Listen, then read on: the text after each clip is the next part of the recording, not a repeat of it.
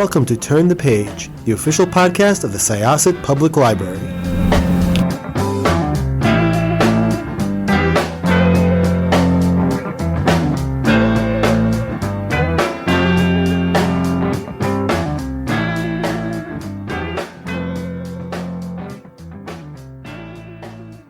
Welcome to Syosset Library's Turn the Page podcast. I am your host, Jessica, and I am here with the author of a book that was really great, I have to say, in a field of tons of, I suppose, romantasy is the term that everyone's using these days. This one stands out. It was beautiful. I can't wait till the next one. Please introduce yourself and tell us about House of Blight. Yes, hi. Thank you for having me. I am Maxim M. Martineau, and as she said, the author of House of Blight. It's the first book in a Gothic romantasy duology. It has lots of fun stuff like secrets and deceiving immortals with really sharp magic and sharp wit. And the main character, Edira, is a threadmender with the ability to save other people's lives, but every time she uses her magic, it shortens her own lifespan. So there's a cost, and she tries to stay hidden so that it doesn't get taken advantage of. And then, of course, somehow finds herself in close proximity with an entire family of Evers who may or may not want to use her for their own gain. So I thought that one thing that really drew me in right away is you start off with like a fairy tale, an in-universe fable Yeah. fairy tale, and that is one of my favorite things ever.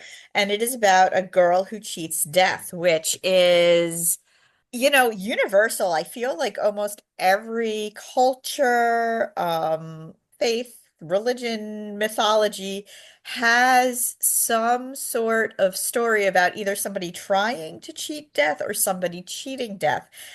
And this one was super. And that is so that is the origin of the Evers, which are these supposedly immortal beings who Adira finds herself in, as you said, close proximity of. And one thing you find out very, very early is, yes, she's a thread mender, but there's also this blight that is spreading throughout the land, that there's a limited capacity. There's really nothing she can do about it. And what you also find out is that this affects the Evers as well. So I think the first question I have for you is, where did this story come from for you?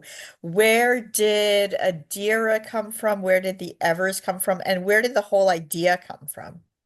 So it's like a three-part answer. So I have always had a history of very dark nightmares, lucid nightmares. I grew up with them. I struggled with them for a really long time. And then my mom early on taught me how to essentially journal. Like I'd have a bad dream or a horror dream. And then I would use writing as a process to sort of like exercise that from my body. And as I did that, I found like a joy in it. And so these horrifying dreams became less and less scary. And then I found myself like wanting to go back to these kind of almost grotesque situations just to kind of like see what happens, right? So a lot of elements of like that underlying darkness, sort of juxtaposed with like the glamour and the light and the beauty is pulled from that sort of duality of like I live in this dark space in my head when I go to sleep, but it's very bright and light and happy during the day kind of thing. But as far as like the blight and some of the characters and like just the inspiration overall for that, I really liked the idea of the Dorian Gray a bit, right? Like the Evers are essentially Dorian Gray, right? They are obsessed with perfection and how they look and how they present, and hence why they use glamours and are always this like beautiful version of themselves, but there's something dark hidden underneath. And the blight and the death and all of that stuff, I was largely inspired by the prologue. What you mentioned was Grimm's fairy tale, Death's Messengers. And I was like, oh, well, like you said, there's a lot of instances in literature where people meet death, they try to cheat death. And I was like, what if they actually succeed? And what would that look like? And then death being this, omnipresent thing, it's not like you can just get rid of it. So how would he try to get back at the people, who cheated him? And then, of course, because I'm a dark girly, I love Edgar Allan Poe. So Mask of the Red Death and this idea of this creeping illness that just keeps seeping in and seeping in and seeping in, no matter what they do to try and like stave it off, is kind of where that one came from. I mean, those are all amazing inspirations and favorites of mine. Really, like I love it so, so much. Man, I think that going through everything with Adira's eye was so perfect. She was such a good focal point for us, a good introduction into this world. And really, she's reluctant to work with the Evers, but they provide hope that she can cure her brothers because her brothers Hmm. come down with this blight. The world of the Evers, though, it is so expansive. I mean, Hmm. there's so many different houses and Hmm. progeny, and the magic is different. Did you have to keep sort of like a journal where you where you saw where everything was and who belonged to what house? And Yes. I mean, I would imagine there's lore that we don't even know, secrets and lore Hmm. and motivations that we might not Hmm. even see because this is sort of how these stories work. There's almost like one of those, what is it, Rube Goldberg machines of if this, then that. Yeah. How difficult was it for you to contain all of that in this story? I had to weed some out, that's for sure. Because at first I threw a lot of details in there. And I remember working it through with my editor, and she's like, this is really great information. We can keep this off the page and maybe it'll come back later. And it certainly gets more and more in book two as well as we kind of like move through some of the stuff as we meet more and more Evers and you like get that sort of like, oh, these really are like familial magics and what happens if it delineates, what happens if one family marries another family and what power do they inherit and like that kind of stuff. And then also just the initial power that they get. Like how did they get their initial power instead of just immortality? How did they start to like develop these, control over the earth or like the Fern Gloves have? So I definitely have a list. I have like a character document basically and created like a little for my own brain, little lineage chart of things. But yeah, it's not for me, I don't know, my brain just kind of works that way. Like I didn't have a difficult time and I like to do pre-work when I write books. Like I like to do character interviews and I like to go draw maps and I like to do that kind of stuff. So it just like my brain was like really happy with the idea of all that extra documentation. No, I love that. And it sounds like the characters kind of came alive themselves for Yes, you. I mean, 100%, yeah. was there, and without giving any spoilers, was there somebody, for instance, whose motivation really surprised you? Like you really thought that they had one way they were going to go, but they kind of stepped in and told you something else? Do not mention name. I won't mention names. I will Yeah. say largely I had the idea and individual motivation for each character pretty set. Like they didn't surprise me in that the way they got to the motivation, the way they got what they wanted surprised me for sure. It was like this, I know this is what's going on and this is what I need to happen. You tell me how you want to go on that journey and we'll see what happens. So I let the characters and their personalities sort of dictate some of the choices that happen throughout and how quickly some things get revealed or don't get revealed.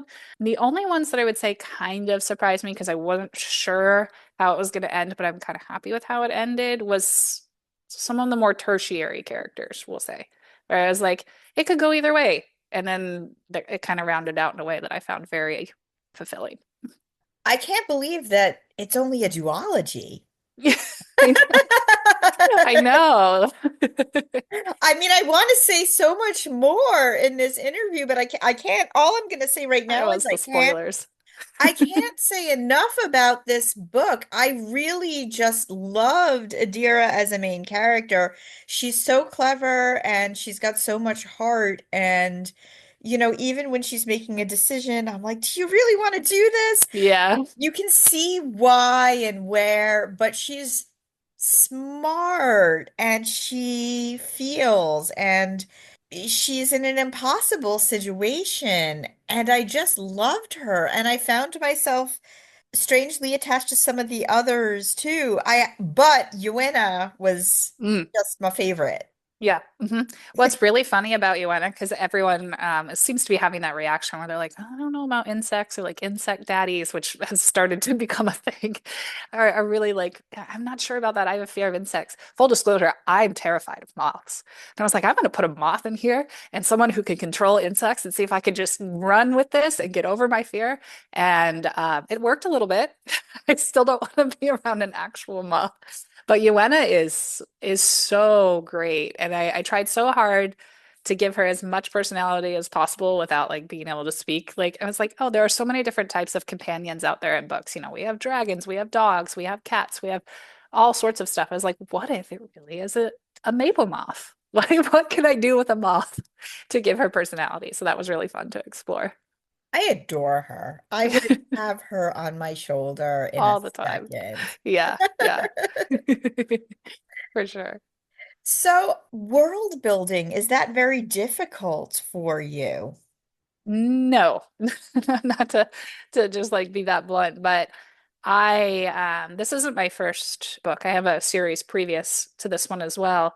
And for me, world building has always felt like one of the most natural things to do. And there are certainly tricks that I've tweaked throughout the years, like how much you show at a time, like what you reveal as a character moves through a space. You know, you don't want to just info dump and throw a bunch of things at you and lose the reader and the exposition versus like actually move through with information that makes sense for the character to be experiencing at that moment. But because I have such vivid dreams and I pull a lot of setting from my dreams, it's like I'm already living with it. So picking those details and what to embed within the story itself just is like, okay, what did I dream about last night? Like, oh, this, like the tree, the ever tree that they have, the ancestor tree. Like that was a combination of a dream and just having a conversation with my mom about it. And it was just like, let's make this grotesque, beautiful thing. And like, there it was. So yeah. So, journaling was really how you got your start writing? Yes, yes, it was.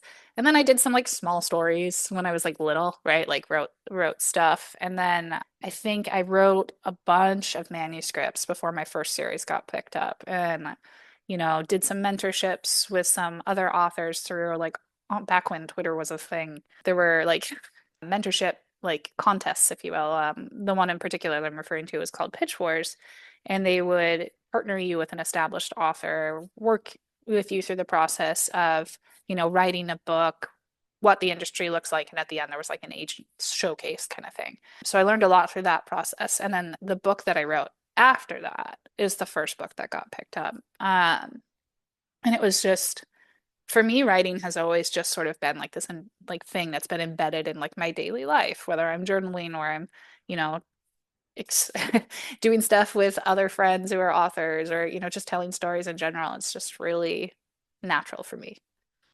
I like that House of Blight is also this like a family story. It It's is. a story about Adira's family and not just her Mm, brothers, you know, a thread mender that came before in her family. And again, I don't want to mm, say a mm. lot about it because There's so many spoilers. It's so so hard to many disconnect spoilers. them. When I started doing these, and I was just like, oh man, this is going to be difficult until people have read the book a little bit. Yes, But but I'm urging everybody to do it because it's yes, so yes. good. But you know, it is also about the Evers too, and Hmm. you get so many stories about immortality, and I guess you mentioned Dorian Gray, but just like how much that drains It humanity drain, yeah. and it drains your ability to see how people you know, deal with loss and everyday life and to really care. I mean, I think a little bit about Highlander. Mm, When I was younger, that was a really big thing. I feel like that fandom is gone. But you know, like that and just different vampire fandoms or, you oh know, yeah. stories. And it's almost like it's not the magic that takes away, although there is like I guess in like the vampire stories, like there's like a hunger, but Yeah. there's just the further you get from mortality, the further you really understand. And I guess that could be, this is me waxing poetic or philosophical, but that could kind of be an allegory for wealth, Hmm. like if you don't have any worries, you stop to really understand that there are people who do, which one could very much say about how the Evers move about. Absolutely. But what, without giving too many spoilers away, could we expect in the next book? And is this really, really only a duology? Like this world is so vast. There, I will say, like from my heart, there is the potential for more. It just depends, I will say that Adira's story is done in 2 books. She could make cameos in others, but you're right to think that there is the potential for more. And I do have, this idea for a third featuring one of the secondary characters. Um, but and I really want to explore that one because I mean I guess I don't want to spoil anything to say it, but Seville is just such an interesting character to me. She's one who, while she didn't surprise me, she became a favorite of mine very quickly. And I would love to do like a really deep dive on her internal struggles, how she's coming to accept what's happening in her life, how she finally kind of breaks free a little, we'll say, with again, spoilers. But yeah, so that the second book though is in edits right now.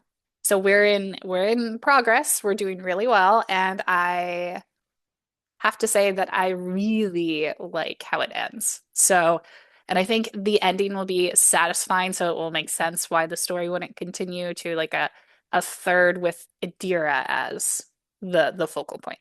And I really love what I'm doing with her right now because the first book with her, like we've mentioned family a bunch and all that stuff, and she really is the epitome of someone who has like eldest daughter syndrome, right? Where she like takes the world on, puts her own needs second, doesn't even necessarily care about her own well-being a lot. And then it was really nice when I allowed her to have moments in the story where she's like, it's okay for me to just have fun for a minute. It's okay for me to say yes to this, even though it's not serving like the goal of someone else.